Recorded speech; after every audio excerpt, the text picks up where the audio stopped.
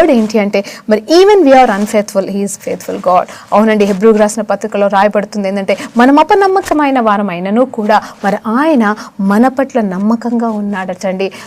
అవునా కాదండి?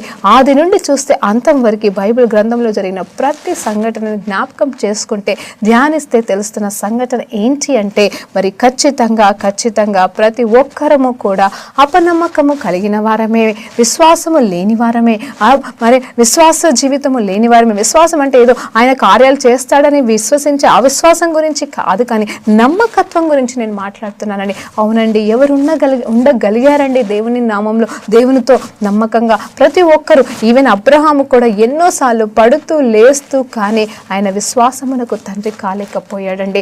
అవును, ప్రతి ఒక్కరి జీవితంలో ఏదో ఒక పొరపాటు, ఏదో ఒక సంఘటన జరుగుతూనే ఉంది. ఆయనను దేవాది దేవుడు, గొప్ప దేవుడు, ప్రేమ కలిగిన దేవుడు, మనల్ని పిలుస్తూ మనల్ని చూస్తూ ఆయన